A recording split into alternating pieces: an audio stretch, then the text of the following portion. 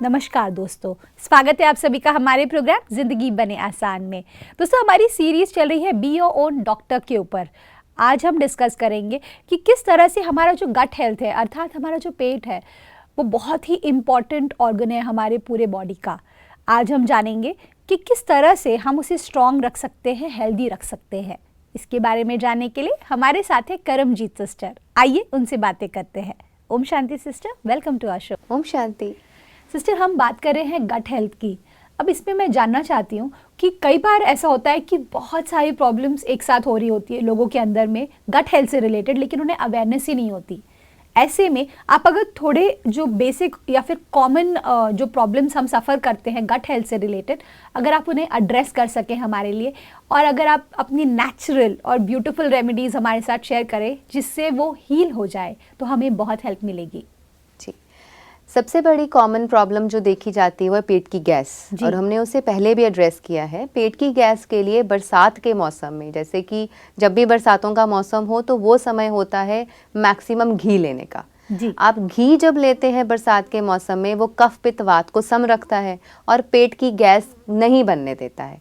फिर भी पेट की गैस बनती है तो सेंधा नमक आप अपने फूड में थोड़ा बहुत तो यूज़ करते ही हैं, लेकिन खाना खाने के बाद थोड़ा सा काला नमक और अजवाइन को रोस्ट करके मिक्स करके ले लीजिए, और अगर उससे भी आराम ना आए तो थोड़ी सी हींग रोस्ट करके भी ऐड कर लीजिए।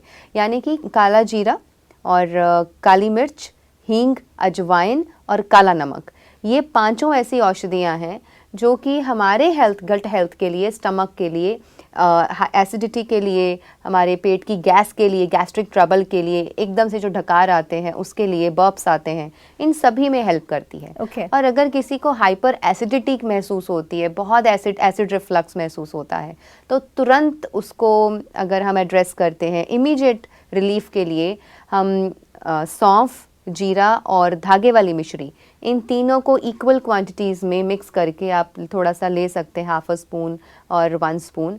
तो उसको लेने से जब आप उसको च्यू करेंगे, उसमें सलाइवा मिक्स होगा और अंदर जाएगा, वो आपके एसिड रिफ्लक्स को एकदम से शांत कर देगा। अच्छा, इसी के साथ कुछ ऐसी औषधियाँ हैं, क्योंकि ये एक बहुत इम्पॉर्टेंट फैक्टर है जो आज के यंग जनरेशन को भी पता होना चाहिए जी। मसाले नाम की कोई भी चीज़ हमारे भारतीय कॉन्टेक्स्ट में नहीं है। अच्छा। जितने भी हमारे किचन में, हमारे रसोई घर में जिनको हम मसाले कहते हैं, एक्चुअली वो औषधि है। अगर आप हमारे आयुर्वेद के सभी ग्रंथ उठा करके पढ़ें, चरक, सुश्रुत और वाग्भट जी ने जितने भी ग्रंथ लिखे हैं, वो जहाँ जहाँ भी आप पढ़ेंगे ना, वहाँ ये मेंशन किया हुआ है धनिया औषधि, जीरा औषधि, अजवाइन औषधि। मसाला शब्द कहीं है ही नहीं। It has come only from the English culture, कि हमारे इंडियन किचन में भी आज हम उसको मसाले कहने लग गए हैं। एक्चुअली इट्स नॉट मसाले, वो औषधि है। तो जब हम औषधियों को ही यूज़ कर रहे हैं अपने खाने पीने के तरीके में, अपने भोजन में, तो it is already a medicine. Correct. So अगर हम पेट को देखते हैं, गट हेल्थ को देखते हैं, तो जीरा, अजवाइन, धनिया, सौंठ, मुलेठी और अमलताश, देन इसबगोल, ये सारी औषधियाँ हैं। इनको अलग अलग तरीके से अलग अलग समय पर यूज़ किया जाता है to get rid of all small problems which are related to stomach. Okay. तो इसी के साथ हमारे जब खाने की बात आती है, उसको पकाने में भी ये चीज़ आती है कि जब दोपहर का खाना कुक होता है तो उसमें अजवाइन ज़रूर डाली जाती है, बिकॉज पित्त दोपहर को चरम सीमा पर होती है, और उसको थोड़ा सा बैलेंस करने के लिए कुकिंग में हम अजवाइन यूज़ करते हैं। Correct. लेकिन जब शाम का भोजन कुक कर रहे हैं, उसमें अजवाइन नहीं यूज़ करेंगे, बिकॉज शाम को ऑलरेडी पित्त डाउन हो चुकी है, नीचे जा चुकी है, इतनी हाई है नहीं, क्योंकि सूर्य अस्त भी हो रहा है, तो वहाँ पर हम अजवाइन को नहीं यूज़ करेंगे। सो ये कितनी बेसिक बातें हैं जो खाना बनाने वाले को उसकी किचन में पता होनी चाहिए। सिस्टर, एक और प्रॉब्लम है जो बहुत ज़्यादा क्रॉनिक बनता जा रहा है आजकल के जनरेशन में और आजकल की लाइफस्टाइल में, वो है कॉन्स्टिपेशन। कॉन्स्टिपेशन को अगर आप थोड़ा सा एड्रेस कर सके और उसके कुछ अगर हमें टिप्स दे सके, नुस्खे दे सके, तो बहुत हेल्पफुल होगा। देखिए, कॉन्स्टिपेशन तब होता है कि जब हमारा खाना डाइजेस्ट नहीं हो रहा प्रॉपर जी, और प्रॉपर डाइजेशन ना होने की वजह से वो अंदर जाके चिपक रहा है और प्रॉपरली कॉन्स्टिपेशन अंदर क्रिएट हो रही है जिसकी वजह से पेट साफ नहीं हो रहा। अच्छा, तो वो कॉन्स्टिपेशन कहीं ना कहीं माइंड को भी ब्लॉक करती है। करेक्ट। हमारे मन को भी कॉन्स्टिपेटेड महसूस होता है, यानी कि हम अपने आप में फ्रेश नहीं फील करते, Correct. हल्का नहीं महसूस करते और बहुत लाइट मोड में और बहुत रेजुविनेटेड भी महसूस नहीं करते। Correct. तो कॉन्स्टिपेशन को ठीक करने के लिए छोटी छोटी रेमेडीज हर एक इंसान के लिए अलग अलग बहुत सारी हैं। Correct. लेकिन अगर किसी को बहुत मेजर इशू है और कॉन्स्टिपेशन ठीक नहीं हो रहा है तो उसके लिए उनको गोधन अर्क यूज करना चाहिए। ओके। तो गोधन अर्क जो है, जो गौमूत्र से ही बनता है, गोधन अर्क को 2-3 स्पून गर्म पानी में सुबह खाली पेट ले लेने से कुछ समय के बाद कॉन्स्टिपेशन हमेशा के लिए खत्म हो जाएगा। अच्छा। और इसी के साथ जो हमने नियम बताए, सारे नियम जो पूरी सीरीज में डिस्कस हुए हैं हर एक एपिसोड में छोटे छोटे नियम बताए गए हैं, अगर वो सभी नियमों का पालन करेंगे तो कॉन्स्टिपेशन कभी नहीं रहेगा। करेक्ट। और भोजन में सबसे ज़्यादा ज़रूरी है कि आप चोकर युक्त रोटी खाएं, आप मिक्स ग्रेन आटा यूज़ करें, आप बदल बदल के ग्रेन्स को यूज़ करें। यही नहीं कि अगर गेहूं खा रहे हैं तो बस गेहूं ही खाते रहें, ऐसा भी ना करें। और अपने फूड में फाइबर को ज़्यादा ऐड करें, फाइब्रस फूड खाएं। पेट के लिए पपीता बहुत अच्छा है। और अपने जैसे कि खाना खा रहे हैं और भोजन के साथ उपरांत अगर आपको बहुत प्रॉब्लम आ रही है, थोड़ी सी हींग का यूज़ आप कर सकते हैं। तो ऐसी छोटी छोटी चीज़ें अगर आप अपने मन में याद रखें, उनको अपने जीवन में याद रखें, और रात को सोने से पहले किसी को बहुत ज़्यादा कॉन्स्टिपेशन महसूस हो रहा है तो 1 स्पून कैस्टर ऑयल भी ले सकते हैं। अच्छा। तो castor oil helps relieve constipation. जी। एक पहलू जो सबके लिए मैं कहना चाहूँगी, जो गलती आम करके हर इंसान कर रहा है, कॉन्स्टिपेशन होते ही लोग अलग अलग कंपनी के अलग अलग चूरन ट्राई करते हैं। इसबगोल लेने की आदत रखते हैं, चूरन लेने की आदत रखते हैं, या मेडिसिन लेने की आदत डाल लेते हैं। लेकिन ऐसा करने से क्या होता है, अगर आप लंबा समय तक इन चीज़ों को करते रहेंगे कि हर रोज़ कॉन्स्टिपेशन रिलीव करने के लिए चूरन खा रहे हैं, हर रोज़ सुबह उठ करके इसबगोल खा रहे हैं, या हर रोज़ आप एक पिल पॉप इन कर रहे हैं to relieve constipation, to clear the bowels, तो थोड़े ही समय के बाद आपका खुद का सिस्टम डैमेज हो जाएगा। उसको आदत ही नहीं रहेगी कि वो सुबह मल का निष्कासन करे, पेट साफ करे, और कुछ देर के बाद ये भी होने लगता है कि आपका जो अंदर का सिस्टम है वो न्यूट्रिशंस को भी खाली करना शुरू कर देता है। अच्छा। यानी कि आपके जो न्यूट्रिशंस अंदर चाहिए हमें, वो उसको भी बाहर फेंकना शुरू कर देगा। ओके। सो इस गलती को रिपीट ना करें। आप नेचुरली अपने आप को वो चीज़ें दें आयुर्वेद की मदद से, प्राकृतिक चिकित्सा की मदद से, जिससे कि आप नेचुरल कॉन्स्टिपेशन रिलीव करके ठीक हो जाएं, ना कि बाहरी एड लेकर के आप रोज रोज उसको तंग करें। सिस्टर, आप एकदम सही कह रही हैं और हम सभी रेडी है उस प्राकृतिक ट्रीटमेंट को अपनी ज़िंदगी में लाने के लिए, अपनाने के लिए। तो अगर आप उस पर रोशनी डाल सके प्लीज़। देखिए, अगर किसी को भी किसी तरह का भी गट हेल्थ प्रॉब्लम है, स्टमक रिलेटेड इश्यूज़ हैं, तो 2-4 चीज़ें हैं जो मैं शेयर करना चाहूँगी, जो हमारे प्राकृतिक उपचार में या नेचुरोपैथी में, नेचुरल ट्रीटमेंट्स में, या हम इसे नेचुरल थेरेपीज़ कह देते हैं, नेचर बेस्ड थेरेपीज़। तो प्राकृतिक उपचार में क्या करना चाहिए? नंबर 1 जो मैंने बताया था कि वज्रासन, खाना खाने के उपरांत वज्रासन में अवश्य बैठना। जी। नंबर 2, सुबह उठ करके खाली पेट आप पानी की पट्टी लगाएं अपने पेट के आसपास। ओके। जैसे एक दुपट्टा ले लीजिए, बहुत उसको वर्टिकली, लंबा दुपट्टा होता है ना, 2 मीटर का होता है, 2.5 मीटर का होता है, आप उसको एक तय फिर 2 बार उसको फोल्ड कर लीजिए तो एक लंबी पट्टी बन जाएगी, और उसकी चौड़ाई कम से कम इतनी होगी जितनी चौड़ाई हमारे स्टमक की होती है। करेक्ट। आप उसको नॉर्मल पानी में डिप करें, निचोड़ें, और उसको पेट के आसपास प्रॉपरली लपेट दें। और अगर सर्दी लगे या ठंड का मौसम हो, ऊपर से गर्म कपड़ा लपेट दें। गर्मियों का वेदर है तो आप उसको ऐसे ही लपेट के छोड़ सकते हैं, and you can enjoy that coolness also. तो इस तरीके से पेट पर ठंडी पट्टी लगाने से आपके पेट की गर्मी जो है वो खत्म हो जाएगी। जी। पेट की गर्मी खत्म होने से नेचुरली जब 30 मिनट्स तक आप इसको लगाते हैं तो बहुत लोगों की कॉन्स्टिपेशन, एसिडिटी, पेट गैस की समस्या भी दूर हो जाती है। जिनका पेट बहुत टाइट रहता है वो भी नॉर्मल हो जाता है और सॉफ्ट हो जाता है। वाओ। तो इस रेमेडी को सुबह शाम भी किया जा सकता है, लेकिन करना हमेशा खाली पेट है, खाना खाने के बाद नहीं, जब आपने अभी खाना नहीं खाया है, आप खाली पेट है तभी करें जी। इसी के साथ दूसरी रेमेडी आती है, वो है सिट्स बाथ या फिर हिप बाथ। सिट्स बाथ का मतलब होता है कि टब लेकर के पानी उसमें भर के आप उसी में बैठते हैं कि आपका पूरा एब्डोमेन, आपका स्टमक उसी में डिप हो जाए। तो इस तरीके से जब आप एवरीडे ये वाटर थेरेपी करते हैं, हाइड्रोथेरेपी करते हैं, तो पानी में बैठने से आपकी पेट और पेट के संबंधित सभी समस्याएं धीरे धीरे दूर होने लगती हैं। अच्छा। अब ये 3 तरीके से होता है, नॉर्मल पानी से, गर्म पानी से और ठंडे पानी से। तो आप अपनी खुद की कैपेसिटी, अपने शरीर का बल, जितना आपके अंदर बल है, आप यंग हैं, छोटे हैं, बड़े हैं या बुजुर्ग हैं, उसके अनुसार, और आपकी हेल्थ कैसी है और आपको क्या अच्छा लगता है, गरम, ठंडा या नॉर्मल पानी, उसी को चूज़ करके उसमें बैठिए। तो जब आप हर दिन 15 से 20 मिनट एवरी डे, सुबह शाम 2 बार या कम से कम 1 बार इस थेरेपी को करेंगे, तो इसे करने से धीरे धीरे आपका जो पेट है जी। उसके अंदर का जो स्ट्रेंथ है वो बढ़ने लगेगा।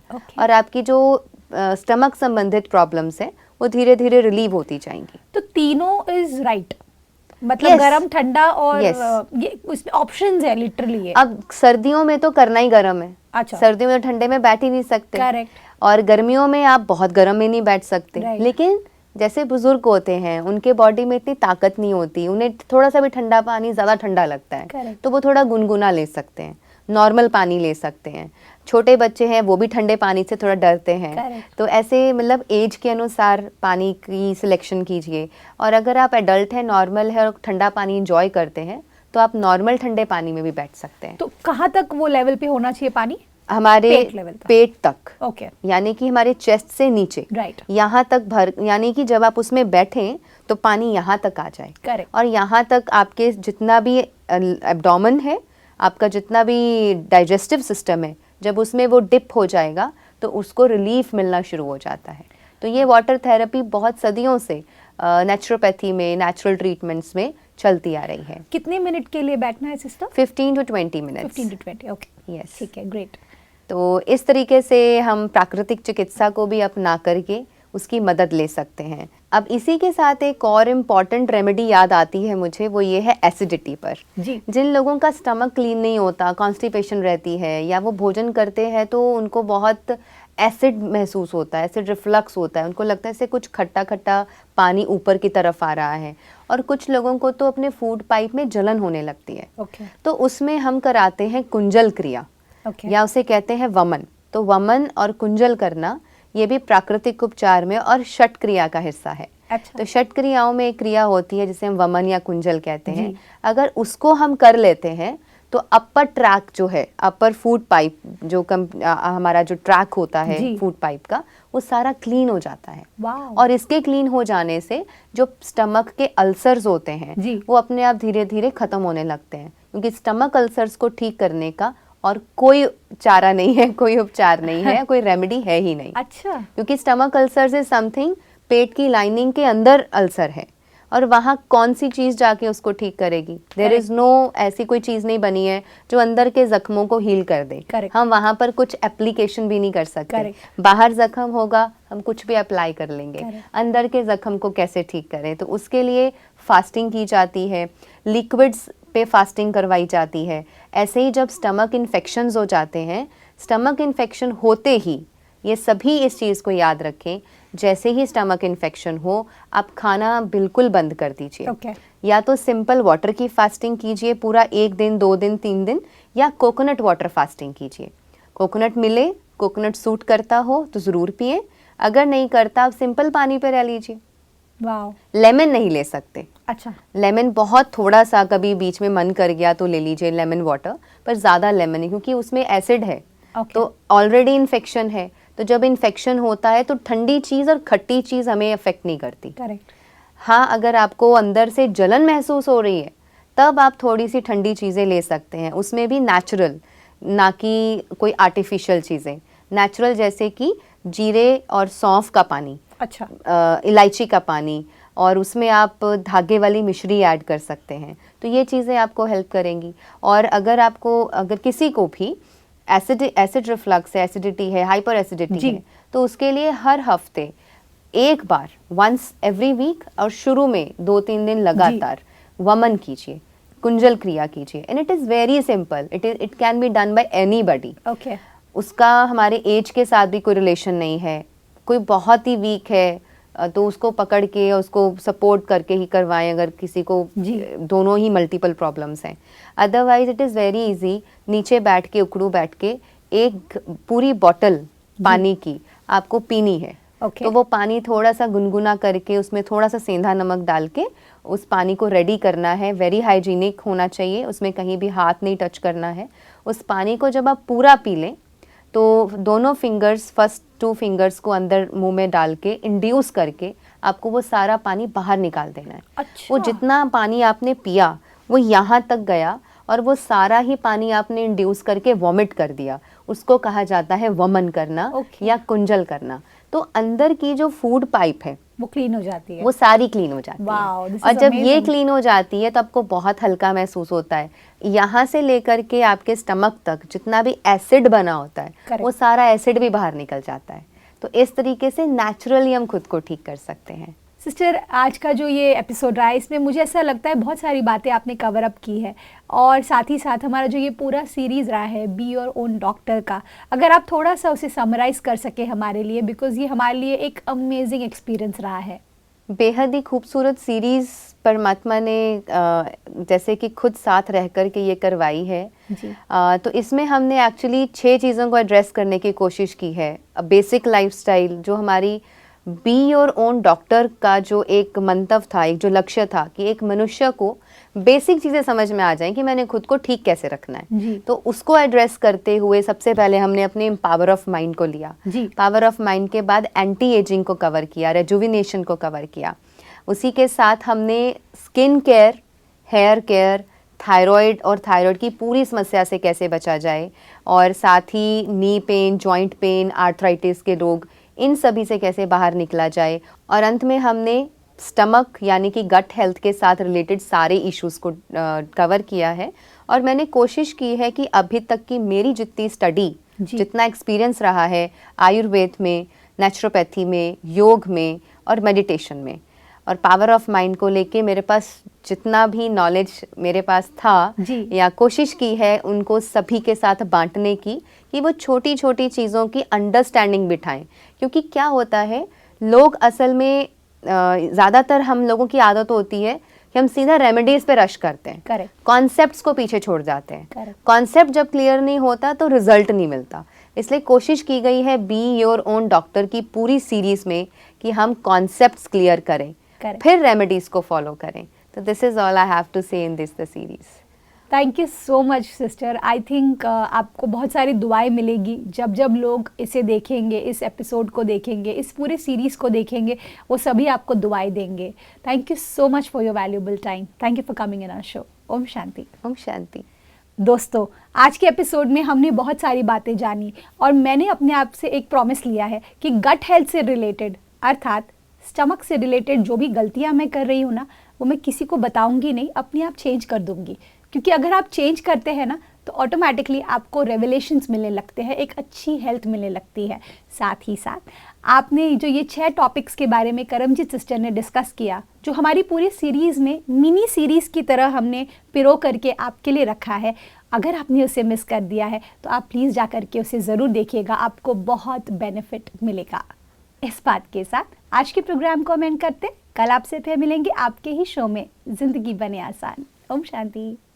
अधिक जानकारी के लिए संपर्क करें।